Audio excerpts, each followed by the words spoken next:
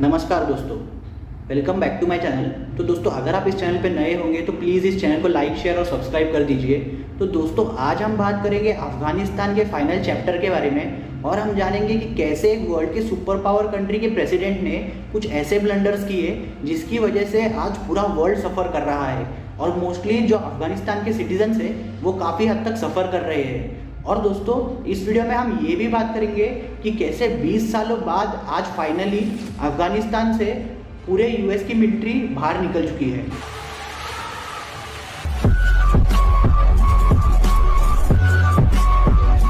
अब दोस्तों, जैसे ही अफगानिस्तान में पूरी तरीके से तालिबान का कंट्रोल आ चुका था तो सारे कंट्रीज़ ने क्या किया कि जो अपने एम्बेसी मेंबर्स थे अफगानिस्तान में और जो उनके सिटीजन्स थे जो अफगानिस्तान में इस पीरियड में रह रहे थे, उन्हें अफगानिस्तान से जल्दी जल्दी एक्सट्रैक्ट करना चालू किया।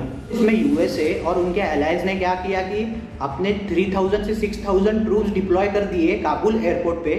और दोस्तों, बेसिकली इन ट्रूप्स का काम ये था कि ये सेफ्टी इंश्योर कर रहे थे इनके सिटीजन्स की और जो ग्रीन कार्ड होल्डर्स थे अफगानिस्तान में, मतलब सिंपली जो अफगानिस्तान के सिटीजन्स थे जिनके पास बाहर निकलने का वीज़ा था उनकी। तो आपको ये बात तो पता ही है कि काबुल पे पूरी तरीके से तालिबान का कंट्रोल था। इसलिए दोस्तों, यूएसए ने अपने ट्रूप्स काबुल एयरपोर्ट पे डिप्लॉय करने से पहले यूएस की जो गवर्नमेंट थी उन्होंने बायलैटरल टॉक्स की इन तालिबानियों के साथ। इन बायलैटरल टॉक्स में तालिबान ने यूएसए के सामने सिंपली 2 डिमांड्स रखे। इन्होंने पहली डिमांड ये रखी कि जो भी यूएसए के सोल्जर्स काबुल एयरपोर्ट पे लैंड करेंगे उन्हें बिल्कुल भी परमिशन नहीं होगी काबुल एयरपोर्ट से बाहर निकलने की। और दोस्तों, इन्होंने दूसरी डिमांड ये रखी कि इन्होंने सिंपली यूएसए को 31 अगस्त तक की डेडलाइन दे दी और इन्हें ये कहा कि 31 अगस्त के बाद में कोई भी यूएसए का सोल्जर अफगानिस्तान में नहीं रुकेगा। इन तालिबान की डिमांड्स को जो बाइडेन की गवर्नमेंट थी उन्होंने सिंपली एग्री कर लिया। अब दोस्तों, इस डिसीजन को यूएसए के कुछ एक्सपर्ट्स और इनके अलाइड कंट्रीज़ ने बहुत क्रिटिसाइज़ किया।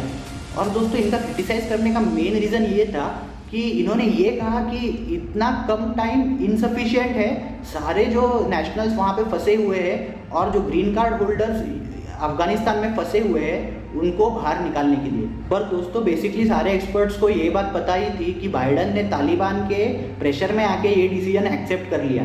क्योंकि दोस्तों, क्या हुआ कि जब से ये तालिबान का इशू आया है तब से यूएसए में बाइडेन का बहुत ज़्यादा क्रिटिसिज्म हो रहा है। और दोस्तों, ये इस बाइडेन को ये इशू जल्द से जल्द ख़त्म करना है। अब दोस्तों, ये भी काफ़ी चिंताजनक बात है कि ये जो तालिबानी टेररिस्ट है आज ये वर्ल्ड के सुपर पावर पे प्रेशर बना रहे हैं। तो दोस्तों, ये सिंपली यूएसए की करंट गवर्नमेंट की वीकनेस और इनकॉम्पिटेंसी को पोर्ट्रे कर रहा है। अब दोस्तों, आगे क्या हुआ कि यूएसए ने अपना स्पीड डबल कर लिया इन सिटीजन्स को एक्सट्रैक्ट करने का। और दोस्तों, बेसिकली अफगानिस्तान में ग्रीन कार्ड होल्डर्स कौन है? और आप ये बात सोच रहे होंगे कि इतने यूएस के सिटीजन्स कैसे आ गए अफगानिस्तान में। तो दोस्तों, बेसिकली यूएस के सिटीजन्स अफगानिस्तान में कम है और ग्रीन कार्ड होल्डर्स अफगानिस्तान में ज़्यादा है। अब दोस्तों, ये ग्रीन कार्ड होल्डर्स कौन है? ये ऐसे अफगानी नेशनल्स है जिनके पास आज के डेट में ग्रीन कार्ड है। और दोस्तों, इन्हें ग्रीन कार्ड इसलिए दिया गया है क्योंकि इन जो 20 सालों में यूएसए जब अफगानिस्तान में डिप्लॉयड थी तभी इन सिटीजन्स ने यूएसए की बहुत ज़्यादा हेल्प की थी। तो बेसिकली आज की डेट में इन ग्रीन कार्ड होल्डर्स के लाइफ को बहुत ज़्यादा खतरा है अफगानिस्तान में, क्योंकि दोस्तों इन्हीं ग्रीन कार्ड होल्डर्स ने यूएसए की काफ़ी ज़्यादा हेल्प की थी तालिबान को पुश बैक करने में। इसलिए दोस्तों, जैसे ही किसी तालिबानी को ये बात पता चलेगी कि यूएसए का कोई ग्रीन कार्ड होल्डर पीछे छूट चुका है तो दोस्तों इसके साथ क्या अंजाम होगा ये तो आपको पता ही है। दोस्तों, इस पीरियड में इंडिया ने भी नियरली 550 लोगों को अफगानिस्तान से बाहर निकाला।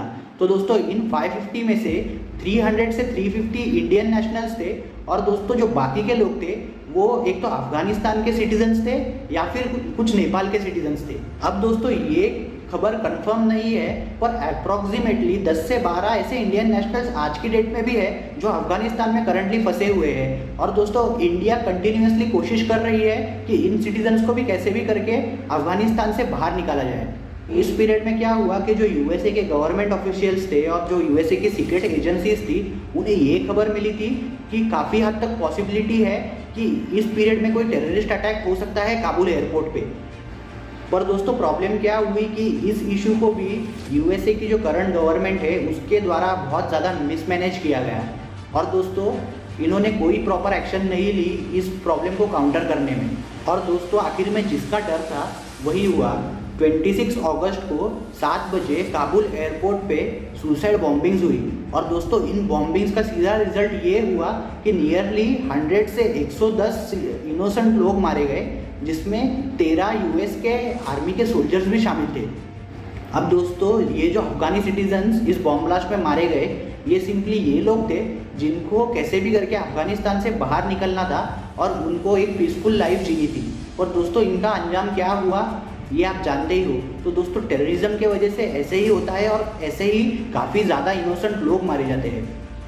अब दोस्तों इस बॉम्ब ब्लास्ट की जिम्मेदारी उठाई टेररिस्ट ऑर्गेनाइजेशन ने जिसका नाम ISIS है। और दोस्तों सिंपली तालिबान ने इस टेररिस्ट अटैक को कंडेम किया। अब दोस्तों ये कहना बहुत मुश्किल है कि तालिबान और ISIS मिले हुए हैं या नहीं मिले हुए हैं, ये तो सिर्फ भगवान ही जानता है। पर दोस्तों इस टेररिस्ट अटैक ने एक बात कंफर्म कर ली कि तालिबान का अफगानिस्तान पे कंट्रोल आने से डेफिनेटली अफगानिस्तान में टेररिस्ट एक्टिविटीज़ पहले जैसे ही बढ़ने वाली है। ये टेररिस्ट अटैक सिंपली एक और मैसेज ये कन्वे करता है कि ये जो तालिबान एक वीक पहले स्टेटमेंट्स दे रहा था कि ये लोग वुमेंस को इक्वल राइट्स देंगे, ये टेररिस्ट एक्टिविटीज़ को बंद कर देंगे, नारकोटिक्स का बिजनेस बंद कर देंगे, सिंपली इनके इन स्टेटमेंट्स को कोई भी कंट्री ने सीरियसली नहीं लेना चाहिए। अब दोस्तों ये जो ISIS के ग्रुप है जिसने इस बॉम्ब ब्लास्ट की जिम्मेदारी उठाई, इसका सिंपली फुल फॉर्म है इस्लामिक स्टेट खुरासान। और दोस्तों ये एक ऐसा टेरर आउटफिट है जो तालिबान से भी ज़्यादा रेडिकल है। और दोस्तों इसका एक मेन ऑब्जेक्टिव ये है कि पूरे वर्ल्ड में एक इस्लामिक खलीफेट को खड़ा करना। अब दोस्तों 28 अगस्त को क्या हुआ कि जो ये काबुल टेरर अटैक का मास्टरमाइंड था वो USA के ड्रोन बॉम्बिंग में मारा गया। 30 अगस्त को USA के जो आखिरी ट्रूप्स थे काबुल एयरपोर्ट पे, उन्हें भी USA ने अफगानिस्तान से बाहर निकाल लिया है। पर दोस्तों US के लिए सैड न्यूज़ ये है कि अभी तक ऐसा कंफर्म किया जा रहा है कि नियरली 100 से लेकर 1000 US के सिटीजन्स या फिर ग्रीन कार्ड होल्डर्स अफगानिस्तान में फंसे हुए हैं। तो नियरली 20 साल बाद आज हम ये कह सकते हैं कि USA अफगानिस्तान से पूरी तरीके से बाहर निकल चुका है। अब दोस्तों ये नियरली 20 साल चली USA की वॉर कितनी ज़्यादा सक्सेसफुल थी और कितनी ज़्यादा अनसक्सेसफुल थी, ये एक डिबेटेबल टॉपिक है। पर दोस्तों हम ये बात कंफर्म कह सकते हैं कि जो USA की करंट गवर्नमेंट है और इनके जो प्रेसिडेंट है जोई बाइडन, इन्होंने बहुत बड़े बड़े ब्लंडर्स किए हैं अफगानिस्तान में। और दोस्तों इसका रिजल्ट ये भी हुआ है कि पूरे वर्ल्ड में और USA में काफ़ी ज़्यादा इनकी रेटिंग गिर गई है। और दोस्तों इनके इन ब्लंडर्स की प्राइस आज की डेट में अफगानिस्तान के जो इनोसेंट सिटीजन्स है और जो US आर्मी मेंबर्स है वो पे कर रहे हैं। तो दोस्तों that's it for the day. Thank you so much and जय हिंद।